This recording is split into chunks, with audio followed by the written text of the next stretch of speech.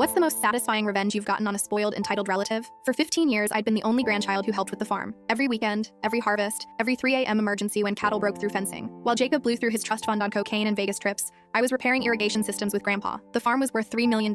Everyone knew Grandpa planned to leave it to whoever actually worked it. 2 months ago, Grandpa called me. "I'm putting the farm in your name. You've earned it, sweetheart. Meeting with the lawyer tomorrow." I cried, not because of the money, but because it meant he'd seen everything, every sacrifice. Every holiday, I'd spent fixing fences instead of traveling. That same week, I installed security cameras around the farm. Grandpa had been getting forgetful, and I wanted to monitor things remotely. I put one in his study where he kept important documents. I never expected what I'd catch on camera. My birthday dinner was at Morton's Steakhouse. 20 family members, private room. Grandpa clinked his wine glass during the main course. "Before we continue celebrating," he said, smiling at me, "did Henderson deliver those deed papers?" I told him to transfer everything 8 weeks ago. The entire table went silent. My stomach dropped. "What deed papers?" "The farm, honey. I put it all in your name. Henderson said he sent the documents weeks ago." That's when Jacob's wine glass shattered on the floor. "Everything okay, Jake?" my uncle asked. Jacob's face was the color of spoiled milk, just slippery fingers. But I was already pulling up my phone, accessing the farm security footage from 2 months ago. My hands shook as I scrolled back. There it was. Jacob is in Grandpa's study at 2 a.m., going through his desk, taking photos of documents. And then, a phone call I could hear clearly. "Mr. Henderson, this is Jacob Miller, Thomas Miller's grandson. Yes, about the farm transfer. There's been a change. Grandpa wants it in my name instead." "Yes, I have his signature right here." I set my phone on the table and hit play. The entire room watched my cousin forge our grandfather's signature on camera, watched him practice it 12 times first, watched him tell the lawyer I'd proven unreliable, and Grandpa had changed his mind. My aunt gasped. "Jacob, what did you do?" "It's not what it looks like. It looks like fraud," my mother said, her voice deadly quiet, "and forgery, and elder abuse."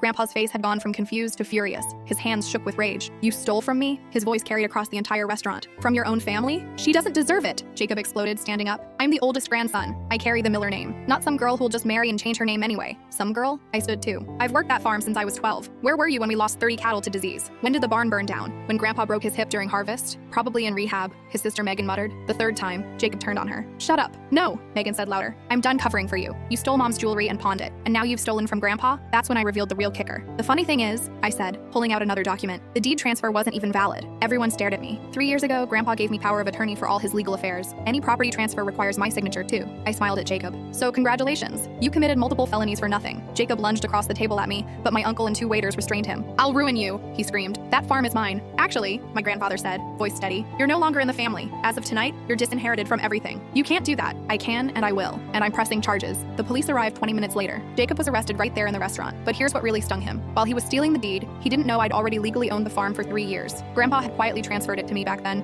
but wanted to make it official with a family announcement. Jacob's now facing 5 to 10 years for fraud, forgery, and elder abuse. Last week, Grandpa and I planted a new apple orchard. He held my hand and said, "You know what the difference is between you and Jacob? You showed up when it wasn't profitable. That's how I knew you loved the land, not the money." Jacob's in the county jail awaiting trial. I haven't sent him a dime. After all, I'm not family, just some girl who'll change her name. Good thing the deed's already in it.